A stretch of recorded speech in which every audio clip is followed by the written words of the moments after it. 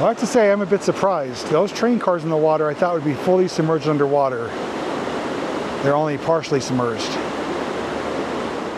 You know, I spotted a trail going down there which looks pretty cleared out. I think it's worn down for a reason. I think there's someone maybe living back there. Just came from that direction and I do see a tarp up here. I don't know if anyone's here.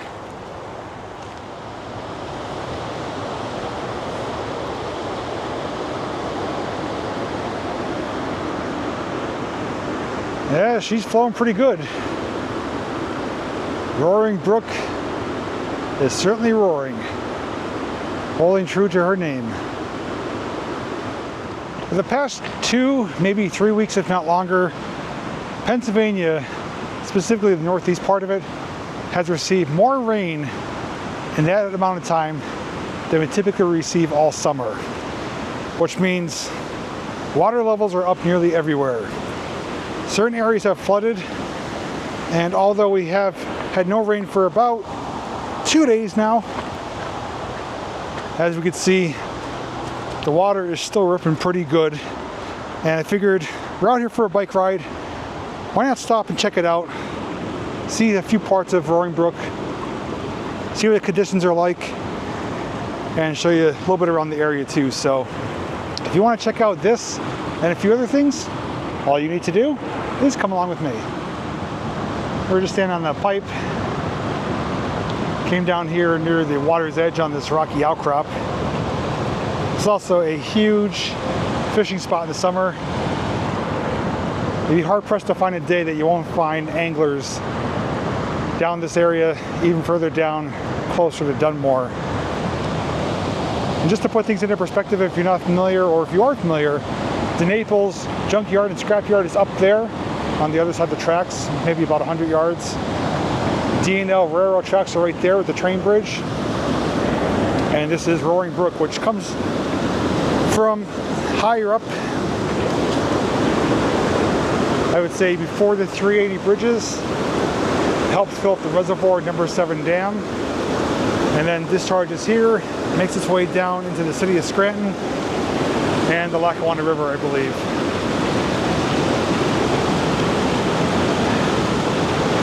But this is water that you don't want to play with.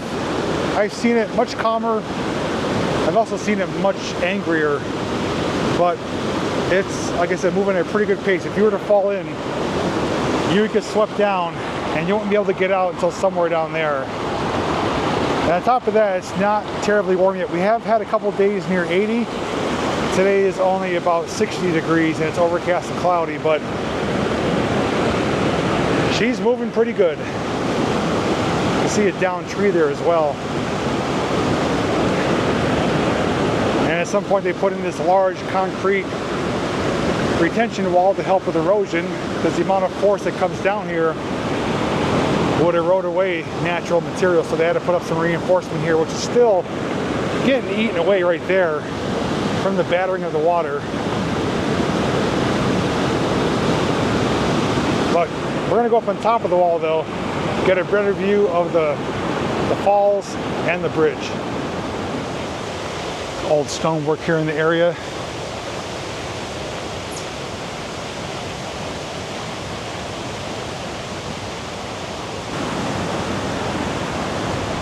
There's actually a mist I could see shooting up from the water and the breeze.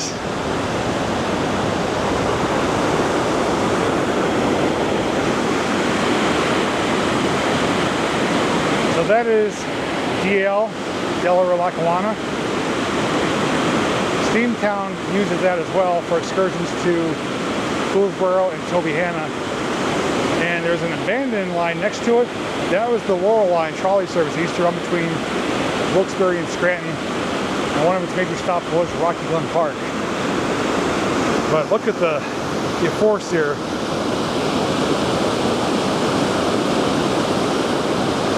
That's a lot of white water.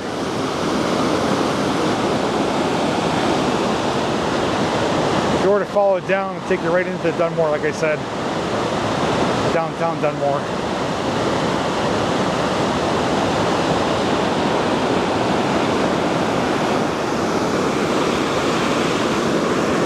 feel the spritz from here.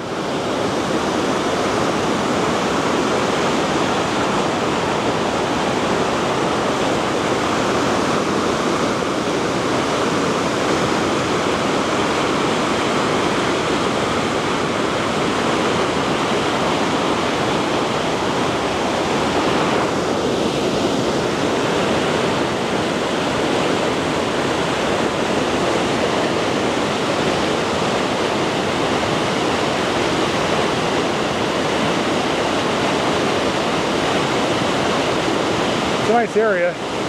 You don't mind the constant white noise of the water.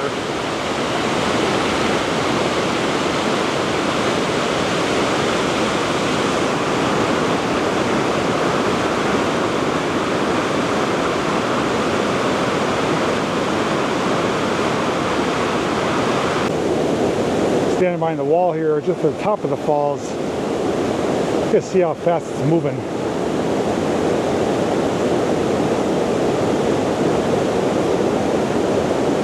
Typically it doesn't look like this. It's usually much calmer, not as much white water, and not as noisy either. Quite the spot here. Actually getting hit with spray from the water. The only thing that would make it better is if a train was coming by. Come to think of it, this wouldn't be a bad train watching spot. From this wall, we got the water beneath it, the bridge right there. I'd have to find out Delaware Lackawanna schedule. I think they run to Tobyhanna a couple times a week, but Steamtown runs to either Grillsboro and or Tobyhanna throughout the summer on select dates. So if I can find out the schedule, maybe come here, get a great shot at Volvo number 26 steam locomotive rolling over that bridge. But I do have one more place I want to take you to. It's further upstream. We have seen it before. We've been there before. And it's something railroad related. And I want to see how it looks today with these water conditions.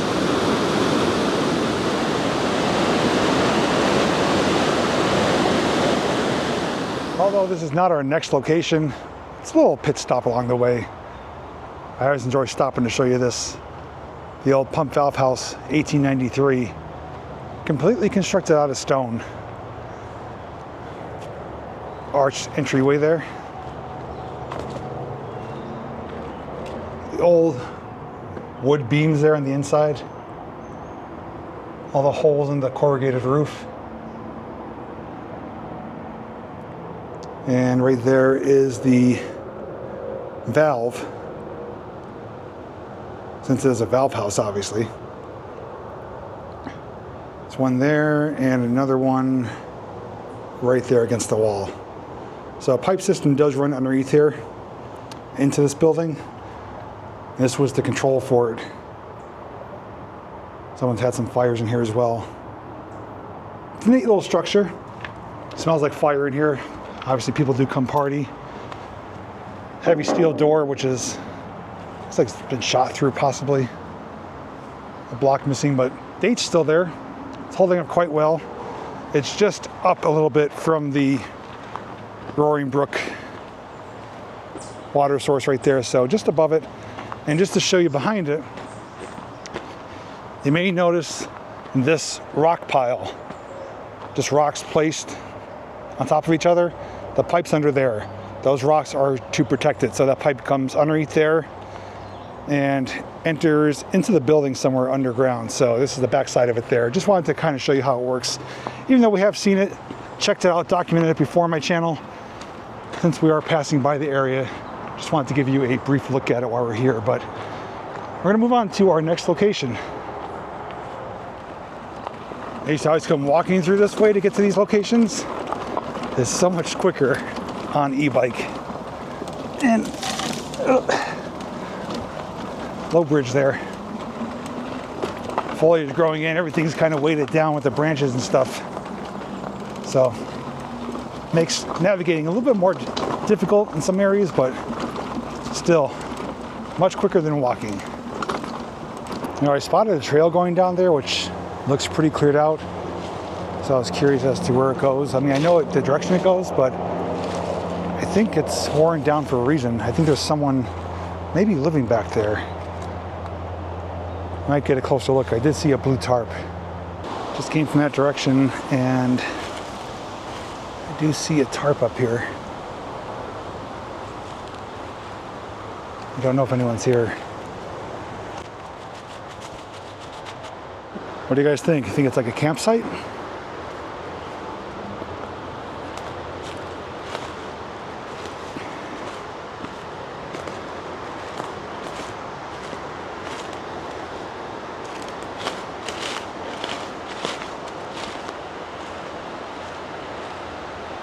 I think it's collapsed in.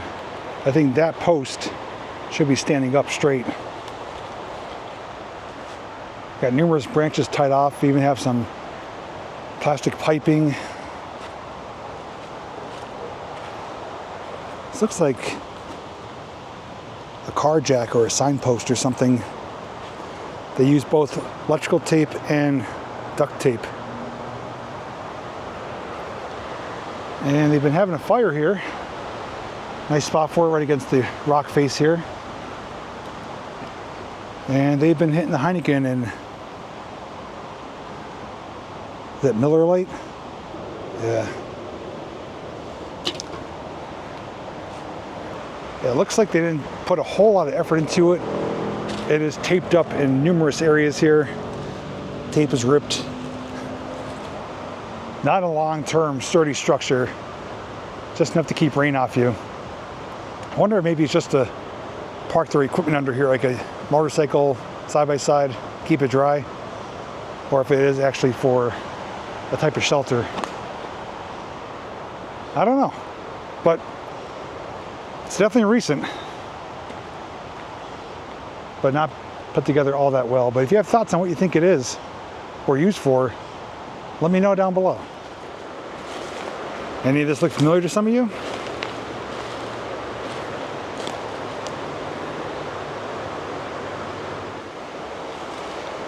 So these areas we've seen before on my channel. The stonework, which are more or less like support columns for the retention wall. But there's something more significant up ahead I do want to show you. I just have to get over to it. This is part of what we're going to encounter along the way, so I figure why not include it.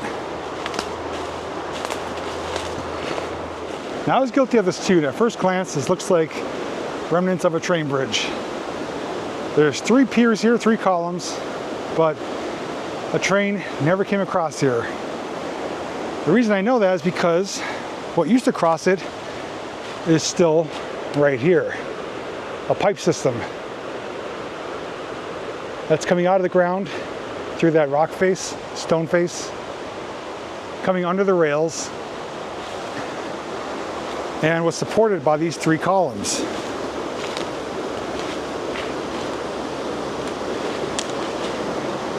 But the thing that's related to railroad history is off to our right, partially submerged. Those are 2 train cars laying in the water. Now it may not look like it, just looks like concrete decking, but I've covered this area before when water levels are much lower and this was high and dry. And we're able to see the markings, the numbers, the couplers of the frame of the train car, most likely box cars.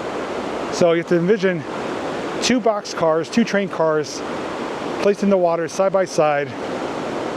The tops of the car removed, framing still there, concrete put in place. To this day, I don't know what it was used for. There was speculation about a mill being down here, also for mining, and just to show you proximity, right there on top of the hill, see some cars right there. It's DeNaples junkyard, scrapyard. So close proximity to that. Rails are up behind us here. Erie Railroad did come through DeNaples back in the day. I did trace that years ago. The tracks are still in place for the most part. A lot of washed out areas. This area has always fascinated me. On top of that is also a pipe we're going to go to, crossing the water as well. And few years ago, myself and RJ actually walked this entire way all the way up towards number 7 dam. We walked the actual Roaring Brook and encountered some old dams along the way, some vehicle parts and other things. It's pretty fascinating. So everything I'm mentioning will be linked down below. But I was curious with the amount of rain we had, if this was submerged. Well, we could say today, at this moment, with 2 days of no rain, those train cars are partially submerged, not fully submerged.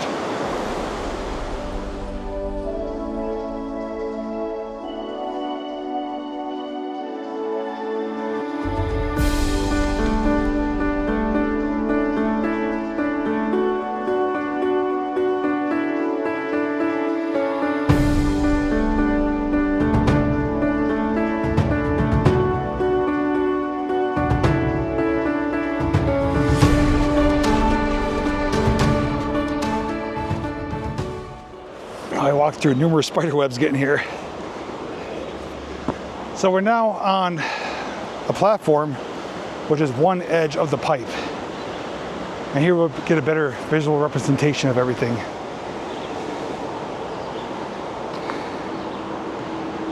So she's going across Roaring Brook into the embankment on the other side.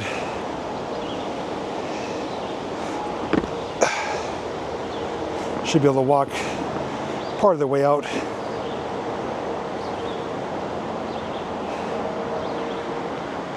Of course, our local graffiti artists have hit this pretty good. There's looking upstream. Interstate 81 is just below that billboard sign, northbound. There's also a split up there to head towards 380, 84. And the water source is coming from number 7 Dam Reservoir. This is also a deep swimming hole here too. I've been here before when the water's calmer, shallower, clearer, and it's still a pretty deep pocket, at least over 5 feet deep over this, I should say, under this pipe. So we've got this pipe crossing here, and there would have been a pipe crossing right there. So let me hop down right here.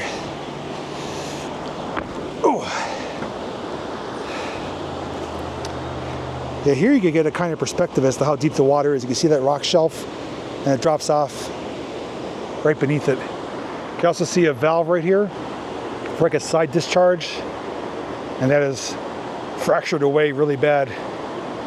The pipe's actually holding it up. That's a good sized pipe. I don't know what the diameter is. I'd say at least 3 feet, if not more.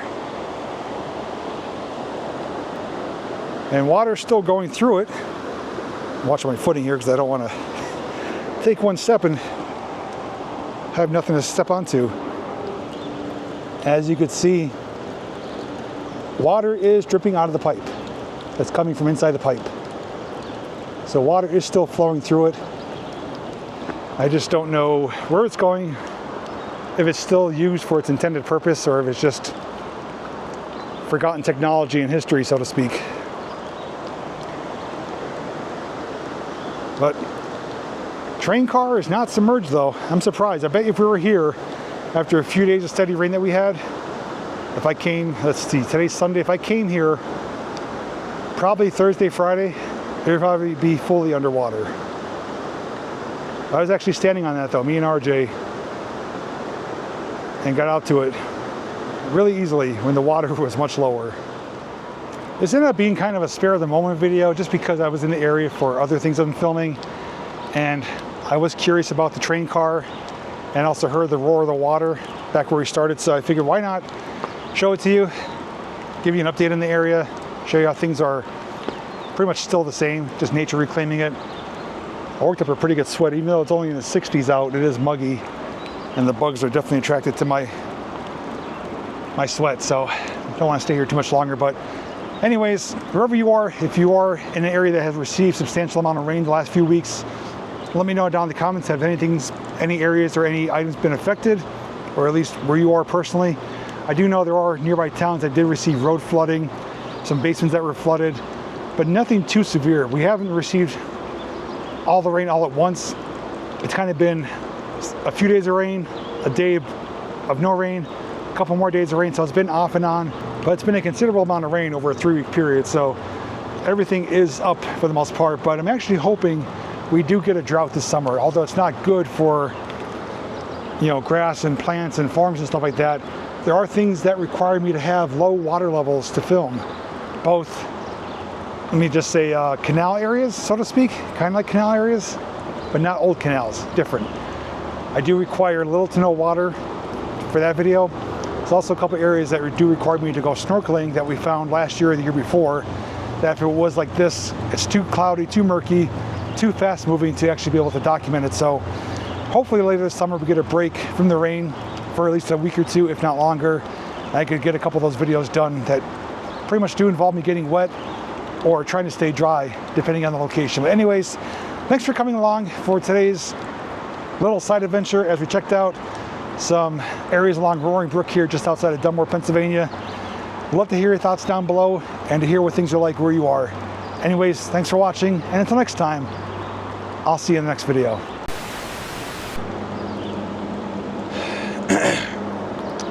I didn't think this through. I jumped off the pipe. It's about a 4-foot jump back up on here. I gotta, I think, crawl.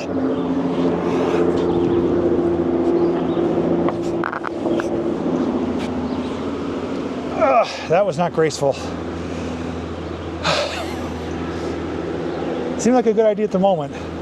Pay for it afterwards, but we're okay now.